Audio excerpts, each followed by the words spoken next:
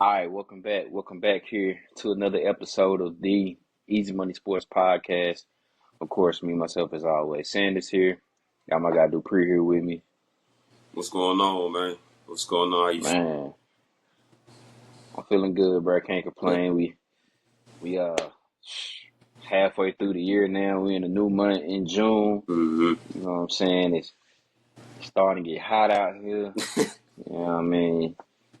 Thankfully, it seemed like the cicadas is gone for now. I Oh ain't yeah. heard them in a few. I ain't heard them in a few weeks. So Okay. I think we done cleared the way from 'em. I think we Yeah. good, so we ain't gotta worry about them. But man, it's June, bro. You know how it is, bro. It started to get whew, Yeah. I already know. started to get a little hot, man. Well, it Like, ain't even I officially summer yet, get a you little know. humid. Get a little humid out there. Yeah. Man, I'm already knowing.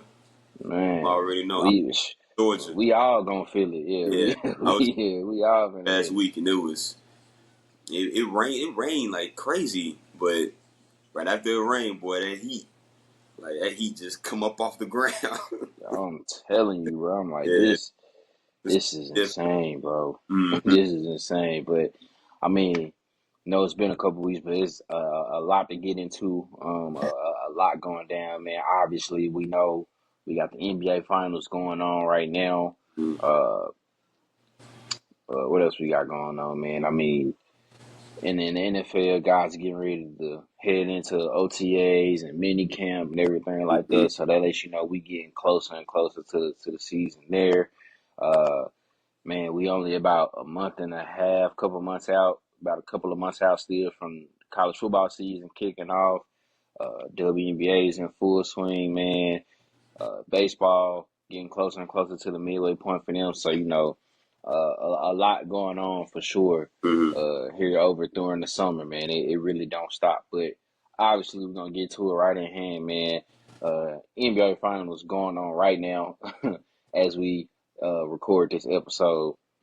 Game one, and I mean Boston right now is is giving it to Dallas, man. Right up 20, I think right now it says 66-46. Mm-hmm. Just got the third quarter started about a minute and a half ago. So second half is now beginning. So uh, Kristaps Porzingis came in lights out. I think he has 18 first half points already. Hadn't played since the first round, so they hadn't had him for the past two rounds. And now they get him back, and it's just like another weapon for the Celtics, man. But that's with that going on and everything like that. Mm-hmm. So obviously, there was one key or one X factor that everybody liked to talk about was the fact that Boston was getting Porzingis back, and that was going to be huge. And it's already paying dividends right now here in the Yeah. first game. On both sides though, who else did you might have seen or think that could be or need to be that X factor for their team? Well, for for Dallas, I would have said it would be I would say it'd be Gafford and Lively, just seeing how they play, especially if Boston was going to get Kristaps Porzingis back, how would they be able to um, defend him, what they could do offensively on the boards, things like that. Just the way they played throughout the second half of the season, all the way up until this point, man, they've been playing lights out.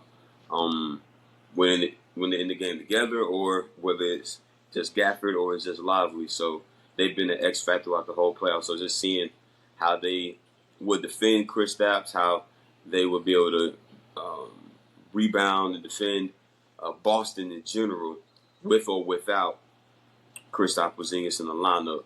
I think for Boston, I think the biggest X factor for me, um, outside of Kristaps Porzingis, and I honestly didn't think he was going to play at least game one. I didn't know if he was going to be ready um, for it, but it was really who's going to be that third. Who's going to be that third guy? All right, who's going to be that third guy? Is it going to be Derek White? It's been Derek White throughout the whole season. It's been even throughout the playoffs. But is it Derek White? Is it Al Horford? Who's going to be that guy that comes in and is able to go and get 20 points, 15 to 20 on a nightly basis? So I was looking at Derek White just to see what he could do. He's kind of the do-it-all guy. I mean, he defends, he hits the three, he boards, the offensive boards. Like he's all over the place. He's an energizer bunny out there. So just what Derek White was going to be able to do, especially with him being on this stage before, he's been in the finals. Obviously, when back in 2022 when they played the Golden State Warriors. So just seeing um, how he would elevate his game in this year's finals, knowing that, to be honest, I think this will make or break it for Boston. If they don't win it this year, I think that they got to do some shaking up. Obviously, I think that Tatum isn't going anywhere. Jaylen Brown definitely isn't going anywhere. They just paid him $300 million. But there's gonna be some big questions to be answered if they don't figure out a way to win this year's finals. So seeing how if Derek White can be who he's been throughout the season, I think it gives Boston a hell of a chance to win this year's finals. So those would be my two. It'd be Lively and Gafford on the one side, the Twin Towers, and then on the other side, Derek White for Boston. Yeah, for me, for Dallas, for me, I got to go with PJ Washington just Mm-hmm. because uh, it's kind of so almost Jekyll and Hyde like with him. Like, man, if he's, you can tell when he's engaged and active and ready to Mm-hmm. do anything else if he gets off to a good night scoring. Mm-hmm. If he's struggling scoring the basketball, it seems like he doesn't know how to impact the game any other way. And which is not true because he's capable enough to still have an impact or some type of imprint Mm-hmm. into the game. But it just seems like if he's not hitting his shots or having an efficient night scoring the basketball, he just doesn't seem interested enough into, maybe defending just a little bit better, getting a Yeah. couple of extra rebounds, finding a way to alter shots or to make it tough for uh whoever it is that he might be guarding just for that time being, or to, maybe get a couple assists or anything like Mm-hmm. that. Because there is other ways that he can get involved into the basketball game. Um, so I think that's the main guy for me on Dallas side. Uh, and then for me, for Boston, for me it was Drew Holiday, right? I mean, they made this move to bring somebody in with some championship pedigree to have. Mm-hmm. I mean, granted, yes, you got guys with experience who's been there from the finals a couple years ago, and of course you got that experience with Al Horford and the rest of those Mm-hmm. guys, but none of them has won the chip like Holiday. Holiday was on that, Bucks team that won it all and everything like that. So he has that championship pedigree. And it's just more so to obviously not, you're not looking for him like you mentioned how Boston needs that third guy scoring. I Mm-hmm. mean, you'll take it if it's Drew Holiday, but you're not really looking for him to put his imprint in the game that way. You want to make sure that he's one of the bodies that you throw at Kyrie to at least contain them. I don't. There could be some days where he might get him one really the type of games that he had like in the Western Conference Finals Mm-hmm. and everything like that, to where he's having it, or it could be a game like tonight. Or right now he's kind of struggling, but that's what you need Drew there for, to make sure that either way it goes, he's working for everything that he got to work for, because we know how dangerous Kyrie Irving can be Yeah. once he gets going. So, True. and Minnesota witnessed it firsthand. So, you know, all the other teams in the Western Conference playoffs witnessed it firsthand. So, I mean, I think it's more so just those guys needed to have whatever type of imprint they need to have in the game, and it might not necessarily show up in the box score, but you can look back and say, okay, I remember when, okay, there's a play, hey, Drew Holiday, was able to pretty much keep Kyrie in wraps, or, most of the times he defended him, it was a tough shot. It was a contested shot. It wasn't him necessarily always getting to the basket or going to the free throw line or a wide open three. So, um, those who I look at right there, as the X factors. I mean, but obviously when it comes down to it, it's gonna have to come down between the stars. And I mean, you got Dallas obviously has their stars with Luka Doncic and Kyrie Irving, and then Boston has theirs with Hmm. Jaylen Brown, Jason Tatum. Clearly, it's gonna have to come down to the stars. And then when I asked this question, I'm pretty sure you kind of already had your answer when you said it earlier, in which I probably would agree with you too. But who has more pressure on themselves when it comes to the stars, or both together, or just one individually? Who you rank as the guy who has like the hottest like cooker pressure on them to make sure that they don't have a dud type of series? Yeah, it's it's Boston. If I'm going to pick one guy out, it would be Jason Tatum. But it's Jaylen Brown and Jason Tatum. They've got to show up and they've got to produce. They got to play well. Um, I am not of the notion that I've heard it before. I'm not of the notion that if Jaylen Brown or excuse me Jason Tatum plays well and they lose, it's not a knock on them. I'm not of that mindset. I think they need to win it. I think you can't be in as many Eastern Conference Finals that they've been in, especially in a row. You can't be in this many Eastern Conference Finals and to only have made one, well now two, and then to lose those two with the same nucleus, with the same core guys. It's been Tatum, Brown, Horford, White. Like it's been those guys. Obviously, you had Marcus Smart, you had Grant Williams, you had those guys, but it's been Jason Tatum and Jaylen Brown, and those have been the guys that Boston has leaned on. They've paid Jaylen Brown. They're going to pay Jason Tatum, especially after his season and being All Pro. Like they're going to pay those guys. So it's time to nut up and produce. It's time to win a championship. And if Jason Tatum plays well and they lose, cause I do believe that Jaylen Brown. I think you kind of know what you're gonna get from Jaylen Brown. I believe Jaylen Brown's more consistent than Jason Tatum on a night in night out basis. Jason, not to say that Jaylen Brown is better than Jason Tatum, but I do believe he's more consistent. I'm not so much worried about Jaylen Brown going out there and having a dud of a game. I think he'll find other ways to impact the basketball game. I think if Jason Tatum is not scoring the ball, it's hard for him to get involved in other areas of the game. That's just my opinion. Um, but Boston, they cannot lose this series. If they lose this series, um, those two guys have a lot of questions to answer.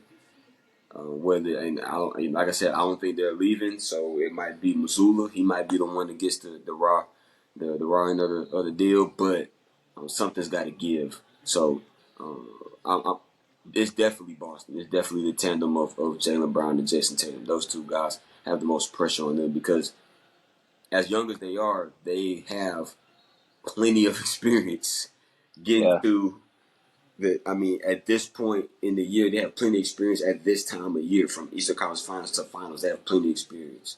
Granted, it's only the second Finals, but they've played late in the playoffs like this for a number of years. This is not new to them. So, and you're playing a Dallas Mavericks team who some would say is not as talented as Boston, um, especially top to bottom. So, definitely gotta get it done. They definitely gotta get it done. nah, for sure. I mean, definitely, it's for sure Boston, right? I mean, because when you when you think about it, just the way that the season went and how it was, I mean, from the beginning of the season, right? From in the Western Conference, you could say, okay, you thought, well, maybe Denver has a chance of repeating. Mm-hmm. Okay, well, what about some people might have would have said, well, what about the Clippers, right? Or what about Minnesota? They seem like they're up on the up and up. Mm-hmm. Uh, it was a couple teams right before you might have thought about Dallas just because of how they ended up last season anyway after the Kyrie Irving trade. Mm-hmm. In the Eastern Conference, it was pretty much it was Boston or bust. Yeah. That's essentially. I mean, don't get me wrong. There might have been a couple of teams that been like, well, what about what? Let's see what Milwaukee may do, or what could New York maybe do. Outside of that, I mean, it was pretty much Boston or bust, which is kind of why, like, for a minute, I kind of hated the backlash that the Celtics were getting about their run to get to this finals because they're like, oh, look who they played. Then everybody they played then got hurt. And a few years ago, I kind of used to be on that train, right? To be like, yeah, it kind of was a cakewalk. They didn't have to really worry about nobody. But they had the best record in the NBA. They won 66 games. So, I mean, these are the same teams that they were playing in the regular season, full strength, fully healthy. I know times of when you play them and where you play them may factor in, but Mm-hmm. they're literally, oh, there's no Jimmy Butler. Well, they were beating Miami even when Jimmy Butler was there. Yeah. Oh, Donovan Mitchell got hurt. Well, okay, they were playing them in the regular season and were still beating them for the most part. Oh, Tyrese Halliburton got hurt. Well, yeah, they played them in pretty. I don't know too many series like matchups wise in the regular season that they didn't lose. So Hmm. what are we talking about here? I mean, they worked themselves up to get the number one seed. They were pretty much the overwhelmingly favorites probably to come out of the East. So they're supposed to be here. So this is I don't understand the whole trying to say it's a cakewalk when they're supposed to be here. If they didn't, so because like I said, how many times they've been to the Eastern Conference Finals and making these deep runs? If they didn't make it to at least the Eastern Conference Finals, that was gonna be an issue. Somebody is gonna get fired. Yeah. No doubt. And then maybe even now, if they don't, like you said, if they don't win this chip, now this was for sure. It's more pressure on Boston Mm-hmm. to win this series because with Dallas, it's kind of like, well, you didn't really think of it, and it's like, okay, they made a couple of moves to get to where they are Mm-hmm. now, and it worked out in their favor. It's making the trade for PJ Washington, making the trade for Gafford, drafting. Well, Oklahoma City drafted Lively, but Yeah. Exactly. making the swap of the picks and everything like that, Mm-hmm. and it's just like it's and they caught fire after the trade deadline, which is you can't really be upset with that because it's just sometimes it's just how it works in the NBA, right? So Mm-hmm.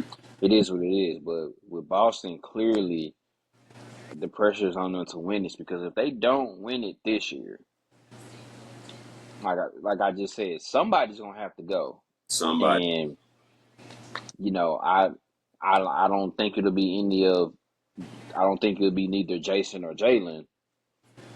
So to me, that looks like Missoula's job could be on the line. You know what I'm saying? So somebody's gonna end up being the scapegoat, gonna have to take the fall for it, Yeah. and they're gonna have to be out of there. So if they don't get it this year, I don't know if they'll ever get it because this is, Yeah. I mean, they can't control what happens over there on the other side of the bracket. But the fact that they didn't have to worry about Denver or Minnesota, or the Clippers, the fact that they didn't have to worry about those teams. I feel like if they play any of those teams, I'd be a little worried. But I think everybody else that they are playing that could have came out of the West, if you put it on paper, you would say, okay, I think they would beat them. So Mm-hmm. they're the favorites in this series. Let's see if they can continue what they got going on, especially from like tonight. So when it comes down to it, who you got winning the series? How many games? I got Dallas, and I got Dallas in 6. I think that they'll figure out a way to get um, a game on the road in this first two. They'll figure out a way to get a game on the road. They'll win um, one or two, game one or game two, and they'll go back home, get a couple. I just think that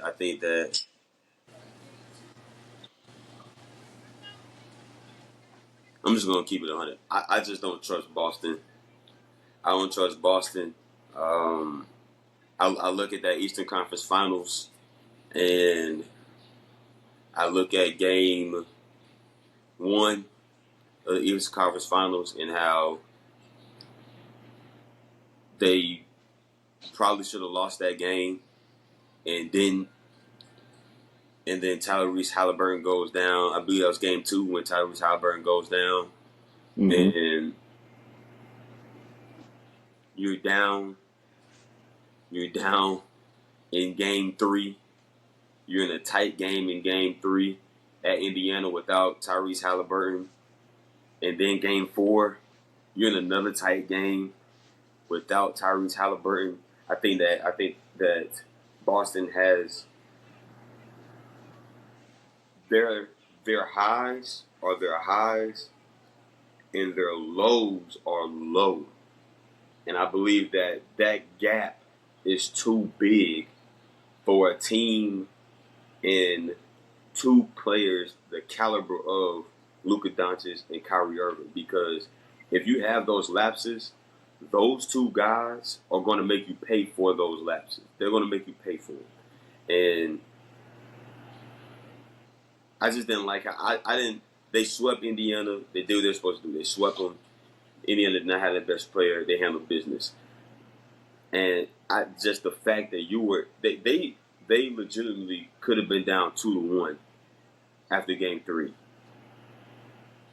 They could have been down 2-1, and I think they played around. I think they really didn't take Indiana as serious as they should have, which is why they were in those 2 dog fights in game 3 or game 4. I really don't care.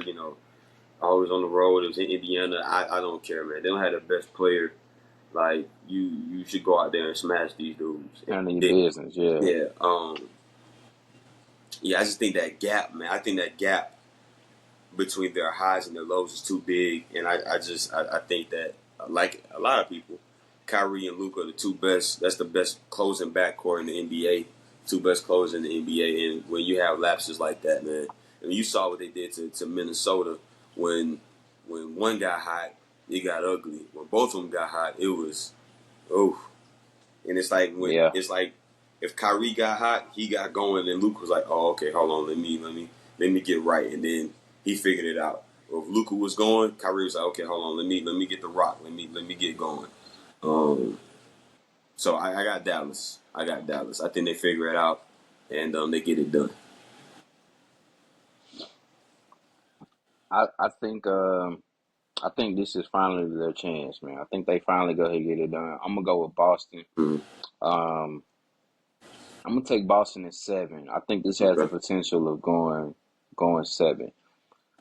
I'd be shocked, honestly. I'd be shocked if either team won like back-to-back games. Okay.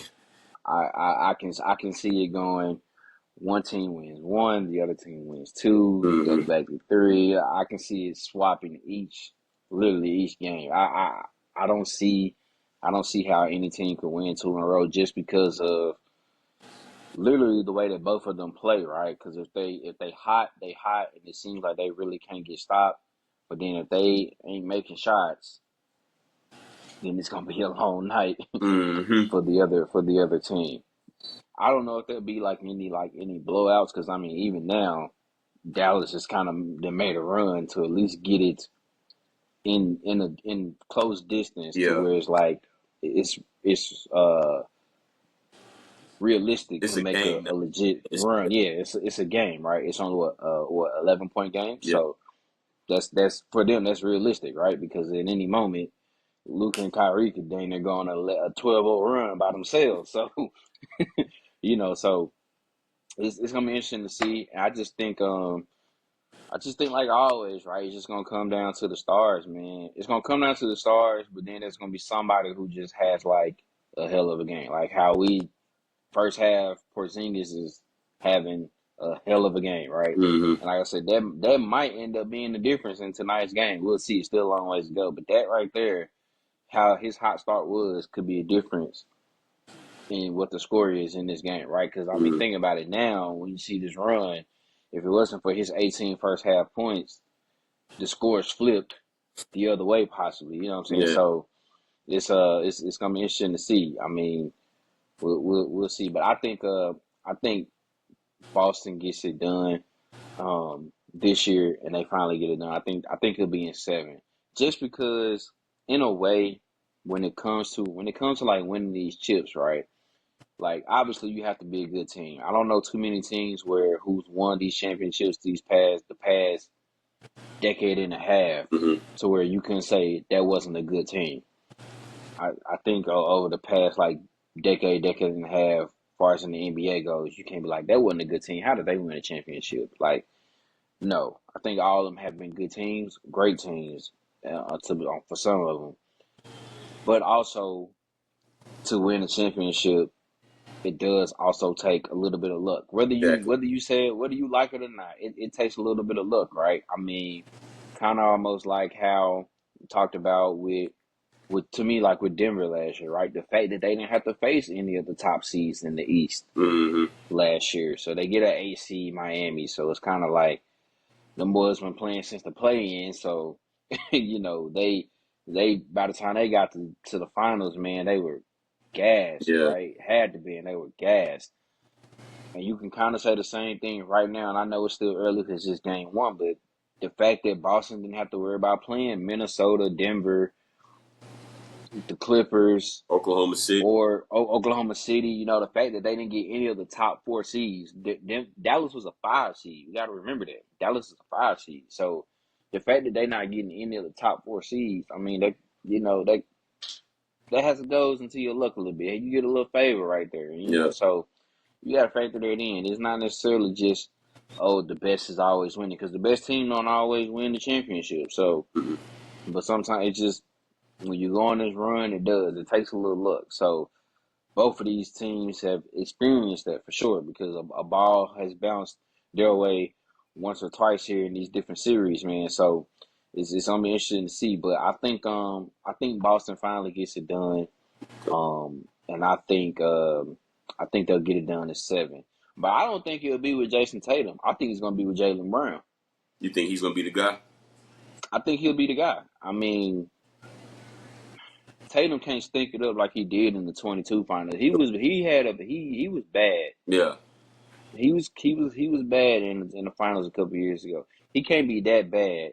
So he got to be kind of right there with him, with Jaylen Brown. But I think Jaylen Brown is gonna show folks why he got this $300 million contract. I feel You that. know, you know what I'm saying. So I think it'll be him more. And I'm not gonna try to start the debate on who's better, who's supposed to be the Yeah. main guy. If you think Tatum is 1 and Brown is 2, that's fine. Or if you think it's vice versa, or if you want to say it's a Mm-hmm. 1-1A, whatever floats your boat. That's not my argument on it. I just think that this will be more so of a more deserving of a Jaylen Brown coming out party to get the recognition he Mm-hmm. deserves, more than trying to say he's better than Tatum. So Yeah.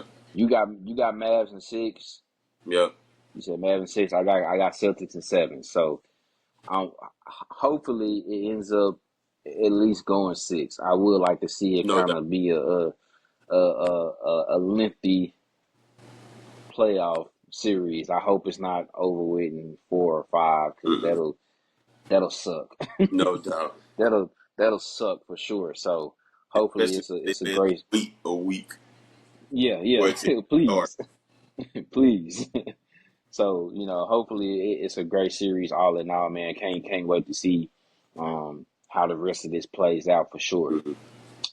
Uh, I don't want to say, I guess, off season news, but teams that's not playing in the NBA Finals news. Uh, uh, Big speculation or process of what may be happening here out west, in LA for the Lakers. Of course, trying to search and find who would be their next head coach. Now the word is coming out that they are planning to throw out a massive, massive deal to current UConn Huskies head coach Mm-hmm. Dan Hurley. Uh, Interesting to see what's going to happen with that. Wondering how they're going to go and pitch it to him to see what would happen. Obviously, there was a lot of talks and speculation about possibly JJ Redick.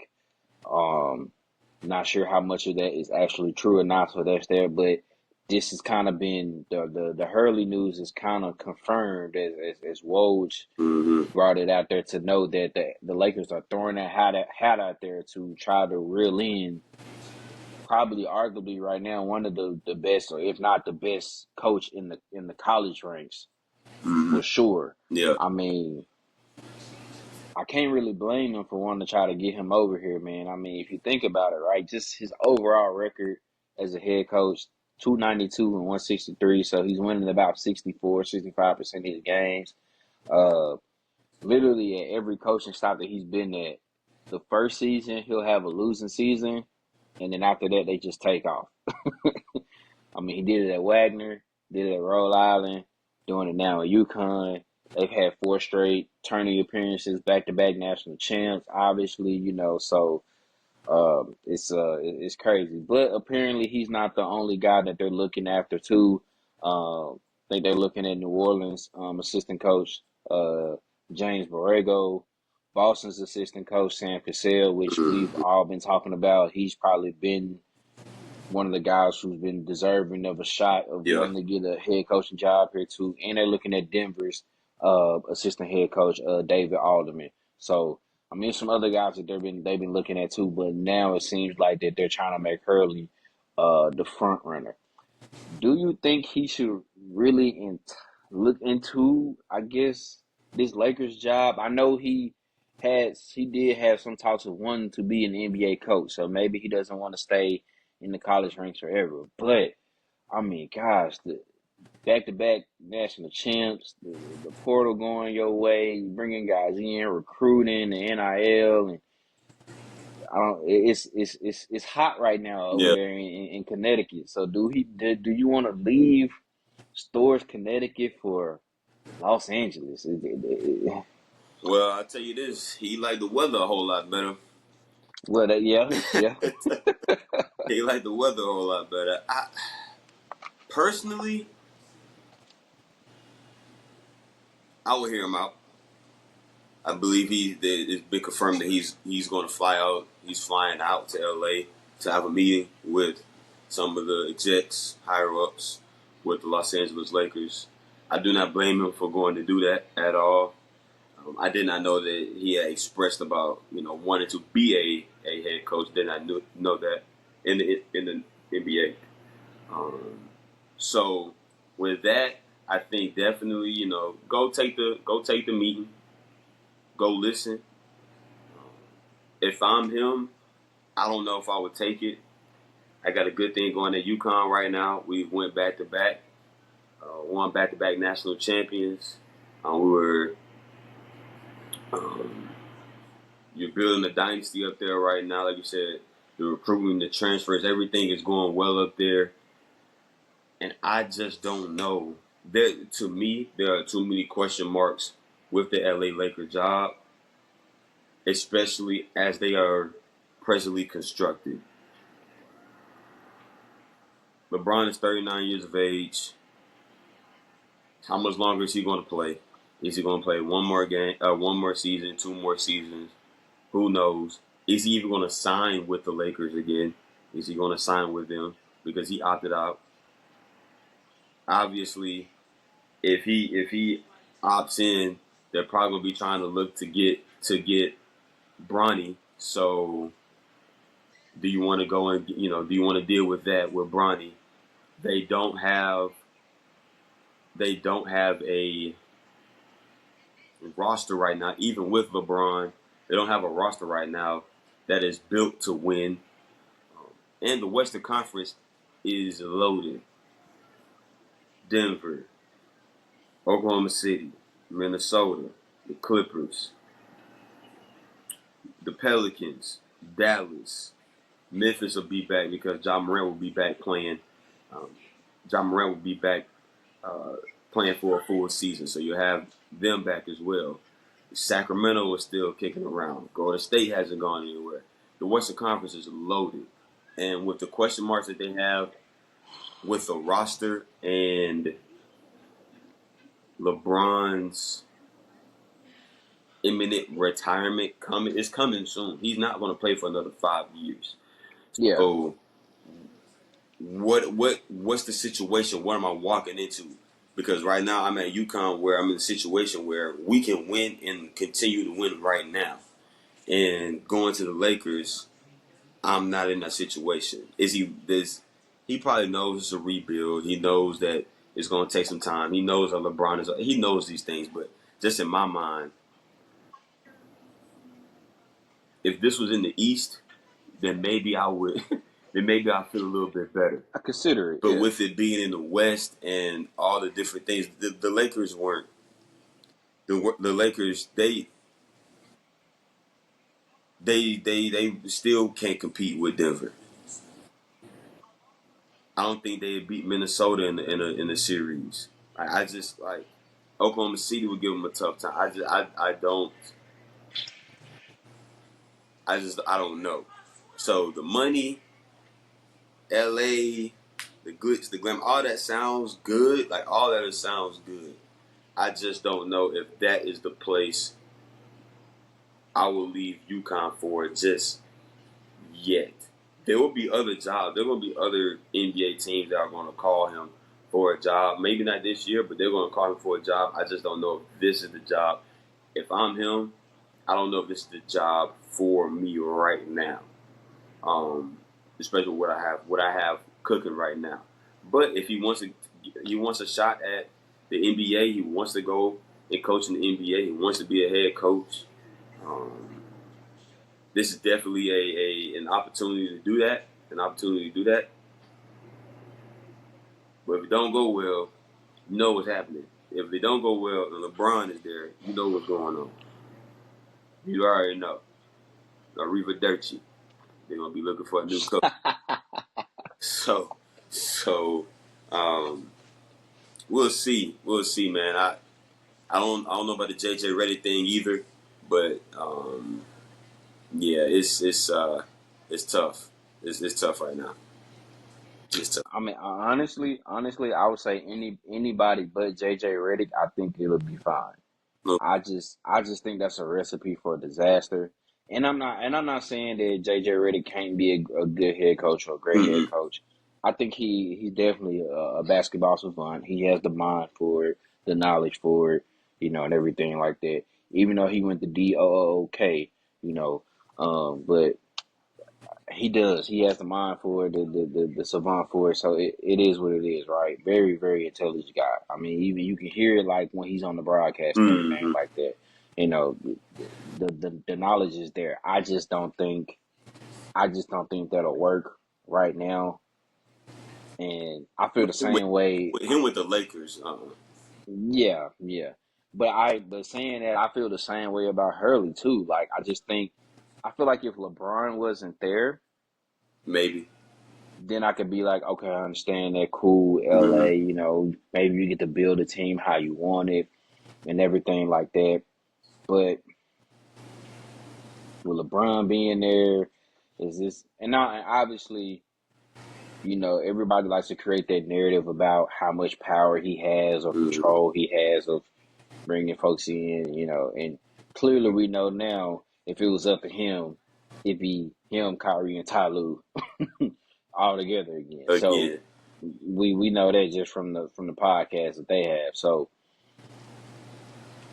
maybe that narrative isn't what everybody thinks it is. So it is what it is. But I just like you said, man, which is not. I mean, the way that the roster is constructed is kind of tough because I don't really like the roster, but it's kind of like, gosh, they made a run to the Western Conference Finals 2 years ago. They made it back to the playoffs again this year. So it's just kind of like, is it really a bad roster, or was it a coaching issue with Darvin Ham? Right? I don't know. Whatever side you're on with that, it is what it is. But Mm-hmm. I just, like you said, it's a loaded Western Conference, and LA is like almost like Boston, right? It's like it's championship or bust. It seems like every time. Like if Mm-hmm. we not talking about making no runs to conference finals to the finals, then what are we talking about, right? So we don't have time for that. You literally named off like 10 teams before you could get to LA out in the West, right? You know what I'm saying? And I'm not gonna have to name them back again because you already did it. Like I don't know. I think maybe he should stay in UConn for maybe like another year or two. Because now, since the fact that he is about to head out there and meet with LA, I think now other NBA teams is like, okay, if he doesn't do it this year, if we end up having to get rid of our coach the next year or two, we gonna try to strike for him now. Because maybe we didn't know, like you said, maybe we didn't know at the time that, oh, he wanted to be an Yeah, NBA coach or he wants to be an NBA coach. You would think, man, okay, whatever he got going on right now in UConn, he wants to stay there. But he has been in UConn for a little minute. yeah. And everything like that. He's been there when they were still in the AAC. So, Mm-hmm. that's been a few years. So he's been there for a while, and I get it. But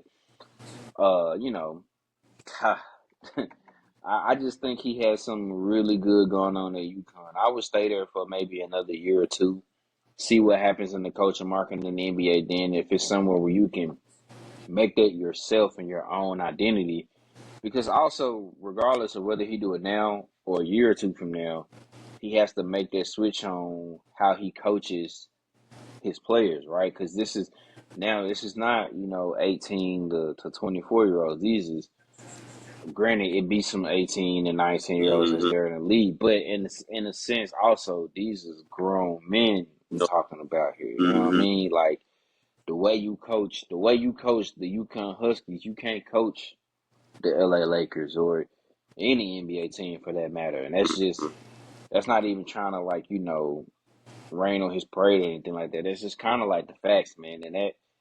And that's just in the sense of basketball, football. We've seen it. You just the way you coach in college, you just can't do the same thing Okay. in the professional levels, in the Yeah. professional ranks. It's just not the same. So, um, I don't know. I think he should stay in UConn too. But granted, if they give him a deal that he just can't refuse, man, and that money is right, by all means, I guess, man, go get your bread. I can't even be mad if the I'm deal not gonna come out fault to you. where it's, I'm not gonna fault yeah, you. Get it. if they really give him something to where it's like, yeah, he ain't even making it at UConn. So, you know, okay, cool. But if the numbers ain't really there, the situation ain't there, man, just, man, go ahead and stay there and stay at UConn. Make y'all another deep run. Get you another guy to go into the draft lottery, because you Klingon is probably about to go top three, top Yeah. five, possibly depending on what happens, and everything like that. How everybody looks looks at it and everything like that. But I think he should just stay at UConn for sure. Um, that's just that with me on that. But interesting to see what's gonna happen there. With that coaching search for the Lakers. Um, Obviously, it's probably the biggest domino effect No that's doubt. gonna happen as far as with coaching changes and everything like that. And who knows? It could be one of those guys, those other assistants that I named off, that could possibly end up getting it. And I wouldn't be upset with that, just because those guys have already been coaching in the league. Sam Cassell has been a player in the league. Mm-hmm. He knows guys in and out and everything like that. So If it'll be interesting to see what happens with that for sure. if LeBron want to get back with Ty Lue, he better go with the Clippers. That boy just signed an extension, so you better go sign with the Clippers if you Right, want he to. ain't going nowhere. Yeah, he better go over there to what's their arena gonna be? Intuit? Is it Yeah, the Intuit Intuit that they Dome. got? In Intuit the Dome? Intuit Yeah, he Dome, better you better head over there. make his home over in Inglewood. Yeah, you Yeah, he better go better to head over there to Inglewood, boy. Inglewood. It ain't over at the old Staples. It ain't at Crypto.com. Boy, you better go to Intuit. Steve Ballmer over there.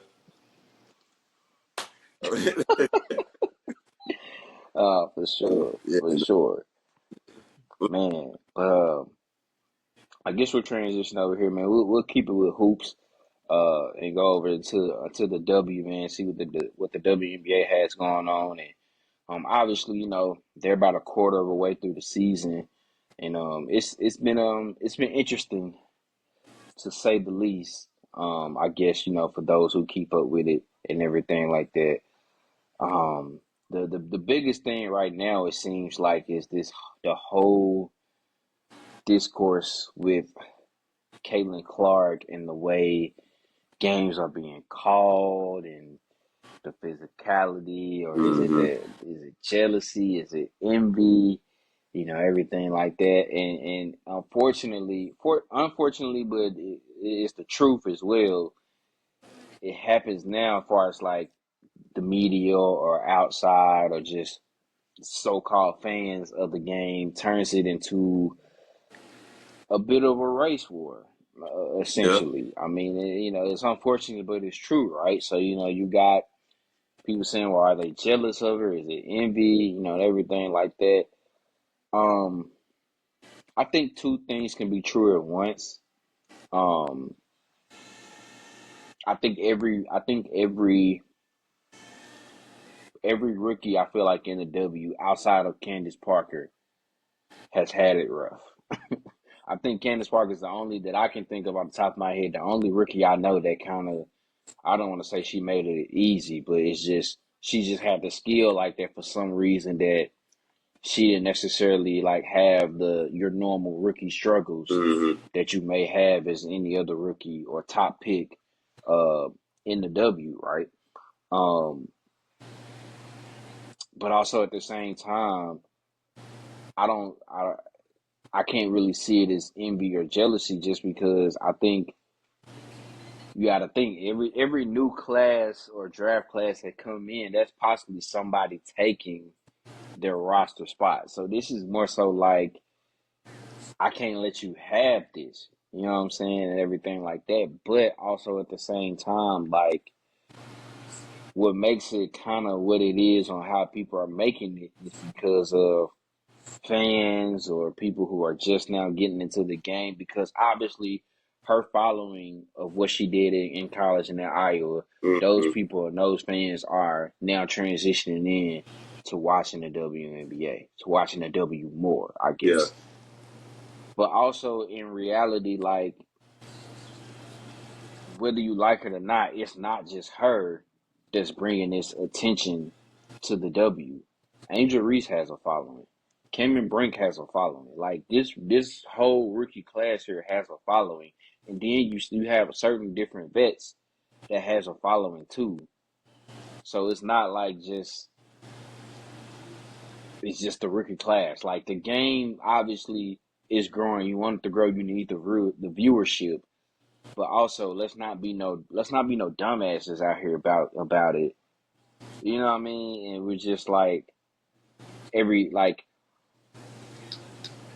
we're having a discourse, and I didn't even get into the main thing at hand, which is obviously what happened with between Caitlin Clark and Kennedy Carter with the hip check and everything like that. But if you watch the game and if you watch it completely in other previous games, not just in the W, just in general, when you've seen Caitlin Clark play, she talks some trash too now. For sure. You know what She I'm saying? talked. And it's and I don't mean it like, oh, you can't say nothing or you can, because I feel like that's just it's part of the game, right?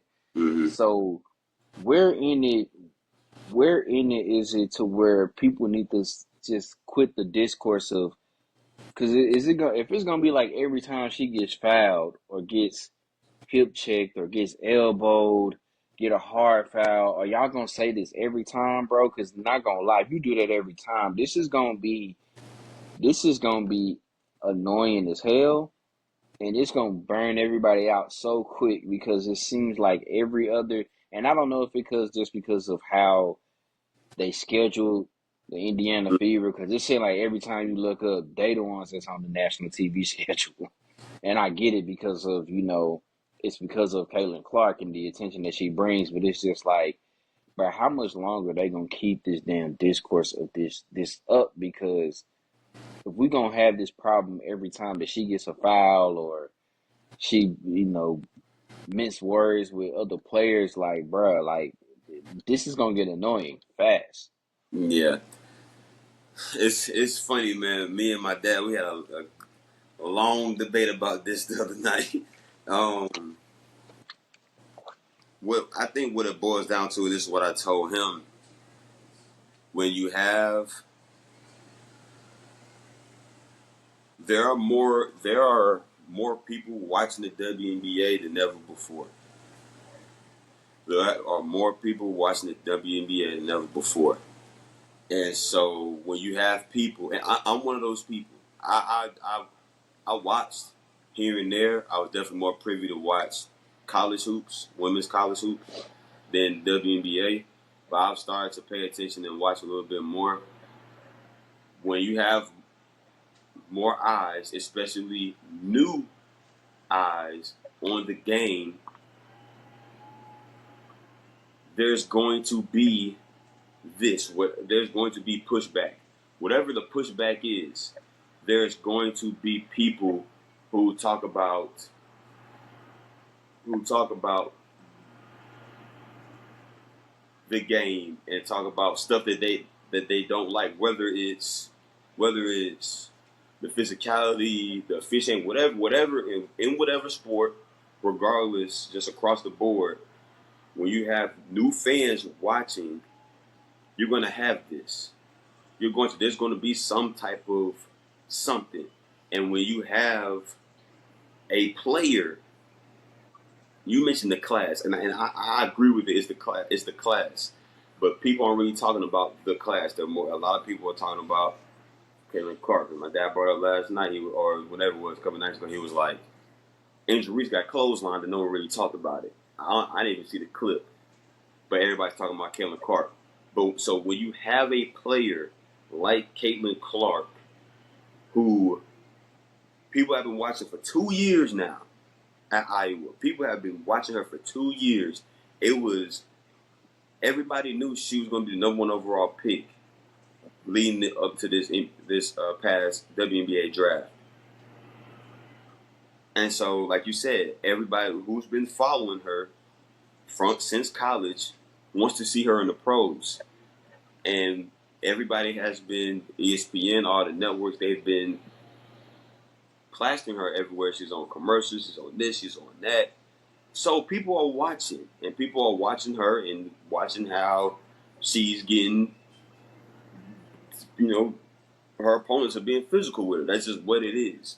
I have no problem with the physicality. The thing with Kennedy Carter, I thought that was extra, but also Caitlin Clark said something to Kennedy before that. So hey, you know what I'm saying? If you're gonna talk it, you best be ready for whatever to come with it. I think that what it is, and where I get frustrated is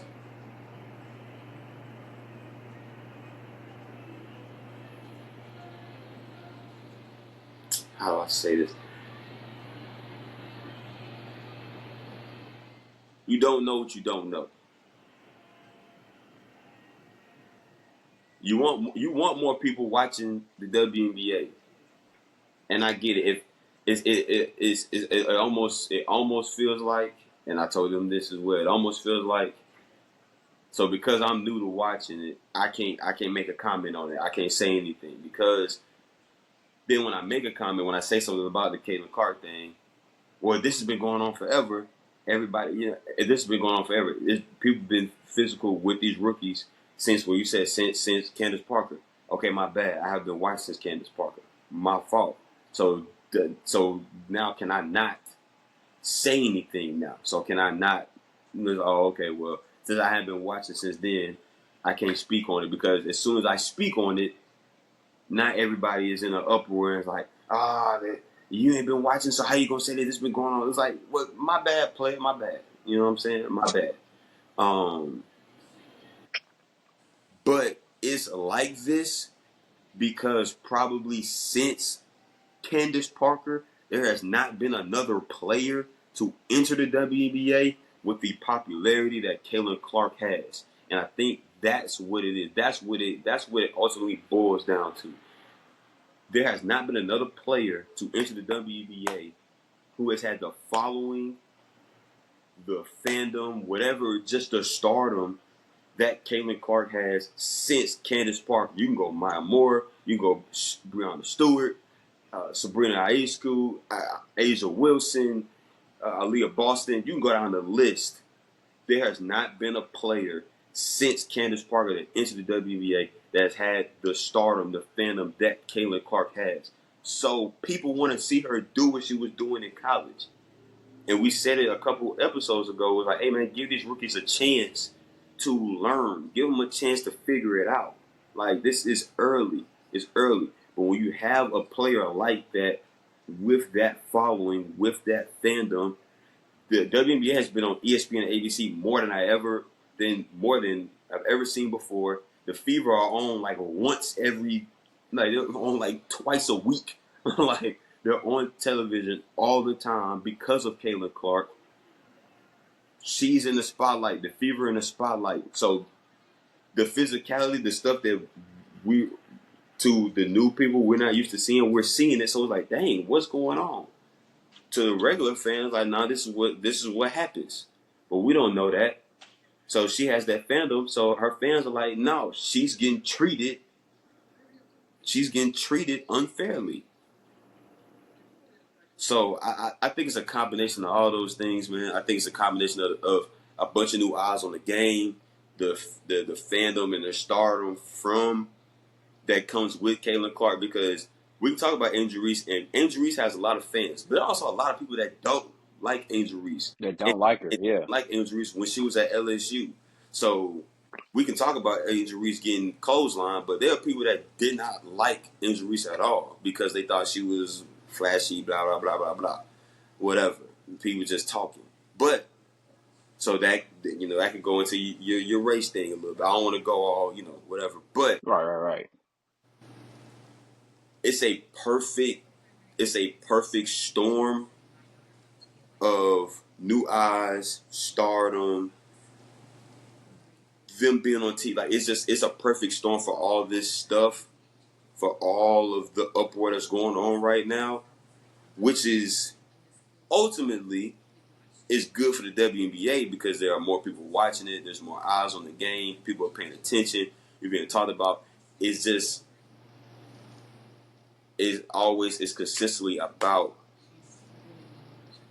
Caitlin Clark and not about Connecticut, who's undefeated right now. Not about Asia Wilson, who is going berserk right now. Bro, It's, she putting up like prime KG yeah, numbers, bro. like so We talking about it's 28 and 13, exactly. bro. We're talking about the number overall pick who's on the team who's 2-9. They just won the first home game in however long.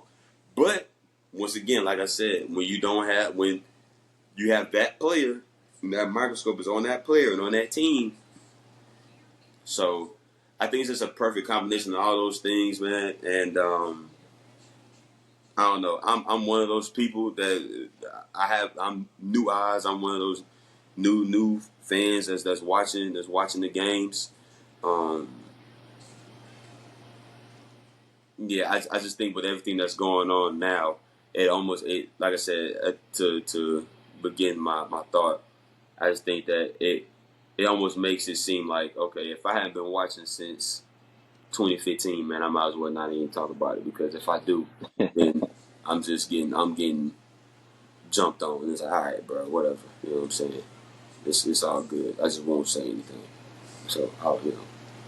Nah, for sure. I mean, but I think with that, when it comes to that though, I think people, which I know that's hard to do, but in some stuff you kind of have to take out feelings. But like I said, I know that's hard to do, just because you want your opinion valued just as much as the next person. Mm-hmm. So I get that. That's why I say two things can be true. Is it great that you have this new following of people coming to watch the W? Yes, because essentially that's what folks who've been following it for a while or been watching for a minute or knows what's going on has kind of wanted to shine, Mm-hmm. you know, this spotlight on it. However, there's other ways that it can be spotlighted outside of this, right? Yeah. Because it's like I get it, like what Kennedy did, what Kennedy Carter did is not a basketball play. No. Totally understand it. Totally understand it. And I know it's a difference between men and women maybe getting hip checked or elbowed, but it's like they doing the same thing in the NBA. You know what I mean? Like to a certain extent. It gets up, there's pushing and shoving, those are angry, but we not spending for like, okay, Draymond Green putting Rudy Gobert in the headlock, right? Like, oh, everybody saw it. You know, the discourse was talked about it for maybe like a day or two. Mm-hmm. But then it was like we was on to the next. Like, okay, everything got assessed. It is what it is. We on to the next. It's still folks that's talking about this, bro. And it's just like, wrap it up. Yeah. There's so many other things that you can talk about, bro. Like you just mentioned, Connecticut Sun, undefeated, right? Asia Wilson, the numbers that she has, right? I mean, Alyssa Thomas is dang near averaging a triple double, bro, Mm-hmm. for Connecticut. She 13, 9, and 8. Like, that's insane. It's so many, bro. It's so many of these ladies that's out here just hooping. Yeah. Like De'Erica Hamby for the Sparks, walking double double, 20 and 11. Nafisa Collier for the Lynx, 22 and 11. Mm-hmm. Like, bro, they out here hooping, bro. It's I get it. Sometimes you want to talk about stuff to create storylines or have storylines, but there's some things where you can just purely talk about hoop. Yeah. Or if you're gonna have a storyline, there's some other storylines that you can talk about more than just Caitlin Clark. Literally, bro, the Phoenix Mercury and the Seattle Storm literally just played each other a couple days ago. You know who played for the Seattle Storm? Skylar Diggins Smith. Who she used to play for last year? Phoenix. Her and DT had an issue on the bench. Yeah. That went viral. If you want a storyline so bad, there you go right there. Like, dang, I wonder how that game would have went because they don't like each other. DT got her history of being physical with folks and being up on everybody, and Skylar just she ain't gonna care. You know what I'm Yeah. saying? She ain't gonna back down from nobody. So it's just kind of like I don't know, bro. I just feel like it's so much stuff that other people can look into in the W to let it grow, man. Two things can be true at once. It is what it is, right?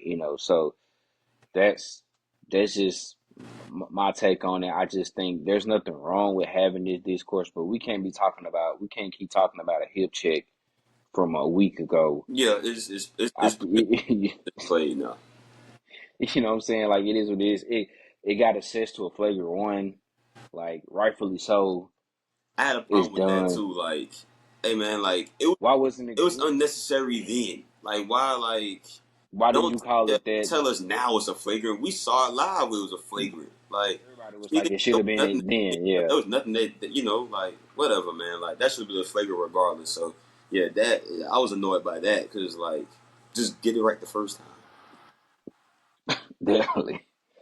You got All right, but hey, you know, we'll leave it at that, man. We'll go back to the NBA real quick. Obviously, game one just wrapped up.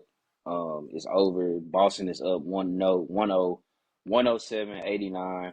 So Dallas kind of had a little run to mm, get there, but in the end, just too much, too much. I mean, Luka went off for 30 and 10, but only one assist. So that lets you know how bad the shooting probably was for Dallas. mm-hmm. Uh, Porzingis had a hell of a night. As you're looking at it live, bro, what you taking away here from game one?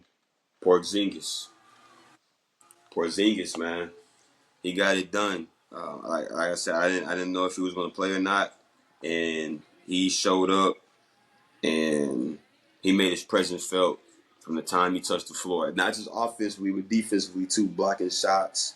He was everywhere tonight, and um, if he can continue to play like this, man, it's gonna be rough. It's gonna be rough for Dallas. It's gonna be rough for him. Obviously, Kyrie Irving did not have a great night. Shot 6 for 19, only had 12 points. I don't see that happening again. I see him bouncing back and having another or having um, a bounce back game and having a game indicative of history, what we've seen from Kyrie Irving. Um, yeah, I think it's Kristaps. I think it's Kristaps Porzingis because Jason Tatum did not have a good night. 6 for 16, 16 points. If Porzingis doesn't do what he does, man, with those 20, you know, and the majority of that you mentioned it, 18 of it was in the first half. So he definitely led the charge for Boston in that first half, for leading them to get up as big as they were. But Kyrie just being off, and Jason Tatum. I don't know if Kristaps can continue to keep this up. To do that again, But what yeah. you just talked about it, Jason Tatum. That's not gonna cut it. I'm gonna tell you something right now. Kyrie Irving is not. I promise you, Kyrie Irving is not game 2. We will not be at the box score. He not gonna shoot 6 for 19 He like will that not again. have Yeah, 12 points. no. He will not have 12 points on Sunday night. So they need to. Jason Tatum need to wake up, because you can't bank on Kristaps doing that every night. I don't think. I don't know if he's gonna have an explosion like that, like he did again.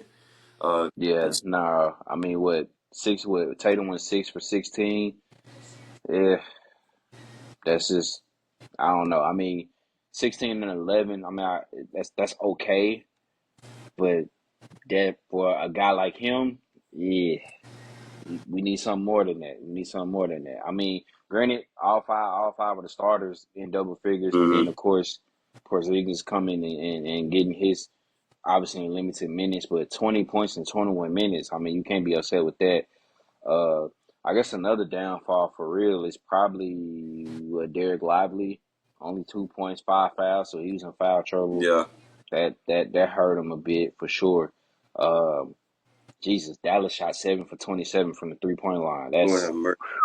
It was bad. that's yeah. That's a recipe for losing. I know. I mean, Ain't no Kyrie other was way to 0 for put it. 5. Yeah, that's a recipe for losing, man. But there it is though. Celtics take game one despite really not having the greatest or the best game from Jason Tatum. But you can't. I mean, Jaylen Brown was efficient, 7 for 12 from the field, 22 points. Led all the Celtics scorers with 22 points. Um, that's probably a formula that Boston would probably like to have. I guess they wouldn't mind Luka shooting it 26 times, 30 points on 26 shots. They'll probably take that, and if everybody else is struggling, and your next highest scorer ends up being PJ Washington, which For 14. which like I said, 14 points, so he's involved. Now I look, he got 8 rebounds, so he got his scoring, so he involved. But no Kyrie, not much from Gafford. Derrick Jones Jr. didn't get much either, so They um, better be ready for Kyrie in game 2, man. I'm gonna let you know. They better be ready yeah, in game 2. This is not. This is. I'm. Yeah. yeah, Yeah. yeah. I So guarantee this. I know TNT is not doing this. I will guarantee PJ Washington won't be the second leading scorer for Dallas. So I guarantee that he will not be the second leading scorer. that's gonna be rare for That's sure. not That's gonna happening be rare. again. That's not happening again. That's gonna be rare. Um, Man, real quickly, we'll just tap into real quick with some of the quick NFL news. Obviously, Justin Jefferson got the bag, 4 years, $140 million extension, 110 million guaranteed. I mean, well deserving though. Was offensive player of the year back in 2022. So far in his career, almost 400 catches, almost 6,000 yards, 30 touchdowns. He had over 4,800 yards in his first 3 seasons. I think the fastest to the youngest or the fastest to get to that mark. Um, Despite missing 7 games last year, still got over 1,000 yards. I mean, that's crazy, bro. I mean, to talk real quickly, just how we know he was deserving, but just how he just really just set the market now for the next group of wide receivers out here to get paid. Oh yeah, he said it. He said it. There's some boys that are gonna be looking to get paid. There's gonna be some boys. See, Damn, CD walking Eric. up to Jerry Jones like, Like, "Hey, bro, you what's hello? up?" Yeah, that number's not high enough. Click. Jamar Chase in Cincinnati. Say what? Say, oh, I can't greedy to that. Click. there's some boys. There's some boys that's looking like, hey man, hey, it's about that time. It's about that time to get paid. He definitely set the market. Um, he's definitely over the past, I would say, especially 23 and 22, he was talked about if not the best receiver in the NFL, at least he was Yeah. definitely top five, if not top three. People saying, Hmm. he's one of the best receivers in the National Football League. I think they did the right thing by signing him to an extension. You have done certainty. Kirk Cousins goes down. You don't know if he's going to sign. If he's not, what is he going to do? Ultimately, he ends up in Atlanta. You draft a young quarterback. You need to have a guy. And I think Jordan Addison is good, but you need to have a guy Yeah. there for that young quarterback. And I think signing Justin Jefferson to that extension was the right thing to do to be able to help him out because he was going to need that help. J.J. McCarthy's going to need that help, and Justin Jefferson is a safety blanket, security blanket for J.J. McCarthy. But he definitely set the market. Like I said, I don't think CD is going to get I don't think CD will get as much. Um, I think Jamar is going to get close to that. Um, but I've said how I feel about Cincinnati, man. I would love to see them keep T and Jamar. I don't know if that's going to happen. But They may need that salary cap to go up some more for that if to they're happen. going to do that, yeah, if they're going to do that. So, Yeah. but he definitely set the market, man. So we're going to get ready to see some receivers get paid big money, Yeah. big, big Big money. money. So, Big money um, for sure. I'll say this and then we can roll. But if Puka Nakua keeps balling the way he balled, what is he gonna get? Because he had 14. Boy, He had they might they might 1,400 uh per they year. might give him an ocean or a lake or something out there in LA, boy. They might give him something in his He name. had 105 for almost 15 rookie year.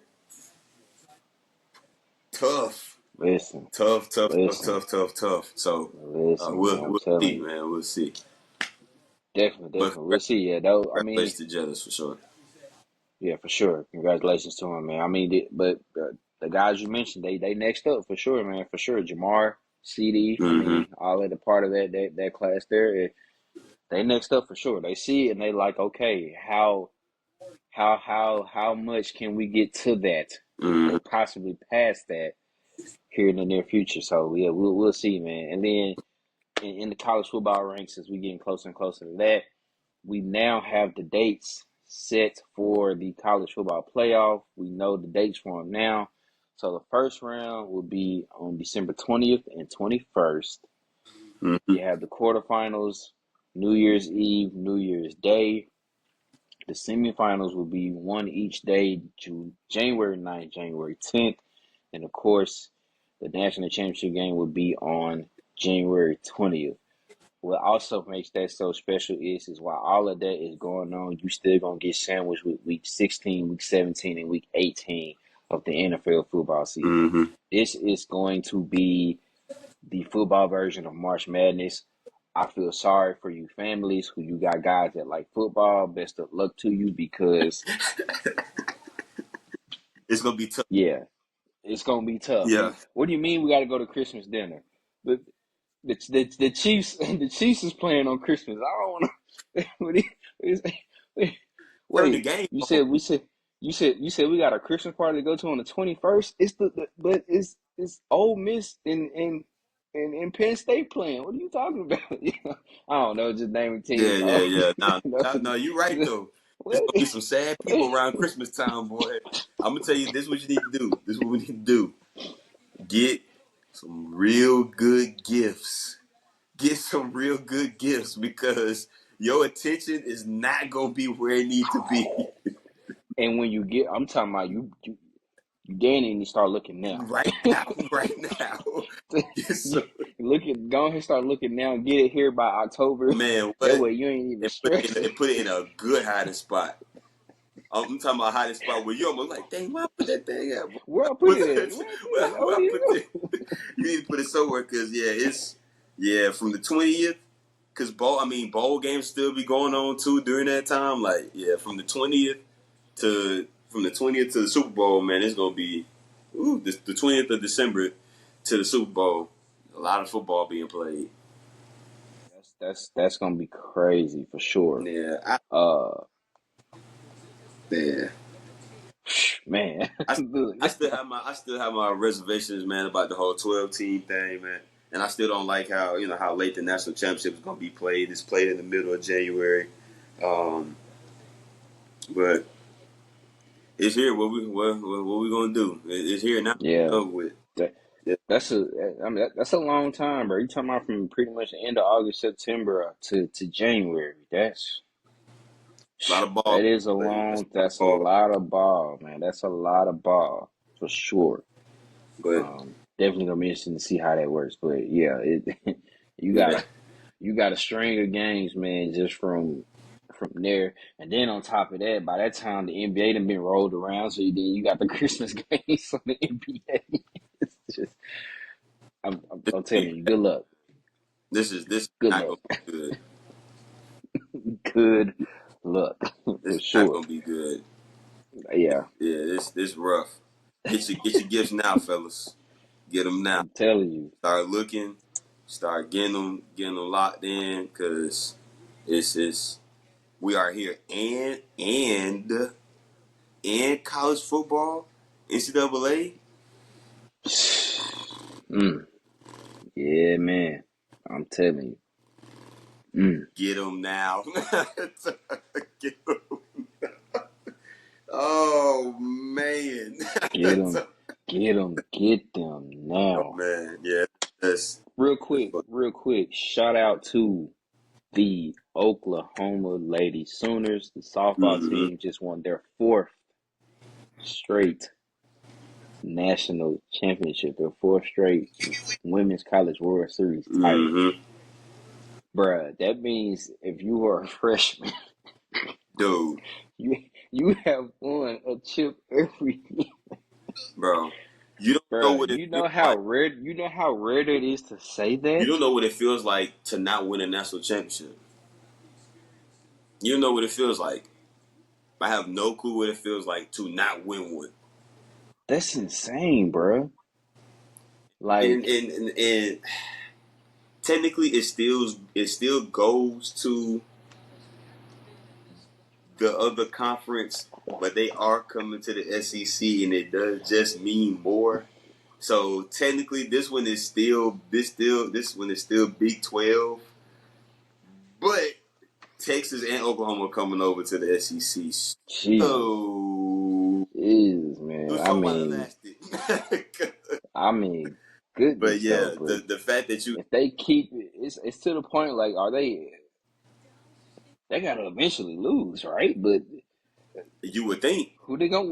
But I who? don't I know. mean, it's like Texas, I guess the that's Texas, I guess. I don't know. I don't know, man. well. They did have to do a walk off against Florida just to even make it. True, But true. But yeah, oof, the fact that yeah, you 4 years straight, freshman to senior year, it's like yeah, we won a national championship every year. Like yeah, people can't say they won one national championship, let alone our conference championship. right, And you said you won right, 4 natties in a row. bro. In a row, That's tough. crazy, That's tough. crazy. But man, as we get ready to go ahead and wrap up another episode, anything you got to say to the people? I'm gonna continue this. Stay safe. Stay healthy. Check in on your loved ones. Make sure that you call them, text them anytime they cross your mind, whatever it is. Shoot them a message, whatever, whatever. Uh, have fun this summer. Not too much fun, but have fun. Do your thing. Enjoy time. When you have time off, enjoy your time off. I'm definitely doing that because I know once that time comes, it's here and there ain't no turning back. So definitely enjoy the time off when you have it, and continue to support the podcast. Keep listening, tuning in, and we'll see you next time. Yeah, man, same for me. Yeah, definitely y'all be safe out here. It's getting hot. Stay hydrated. You know what I'm Yeah, saying? Make sure you're please doing stay that. hydrated. Um, Man, continue to just protect yourselves out here, man. Yeah, check in on your loved ones. Talk to them whenever you can, for sure. Um, continue to support the podcast. We definitely appreciate it. Like and subscribe to the YouTube channel. Follow us on the social medias, on the Instagram, on the Twitter. We greatly appreciate it. Man, love black women, protect black women, cherish black women. No means no. No means no. It's like you said, it's the summertime, have fun, but not too much fun. Not too much. We gotta, you feel me? We just gonna leave it at that, man. But nah, we really do appreciate it, man. Until the next time, this has been another episode of the Easy Money Sports Podcast. Peace.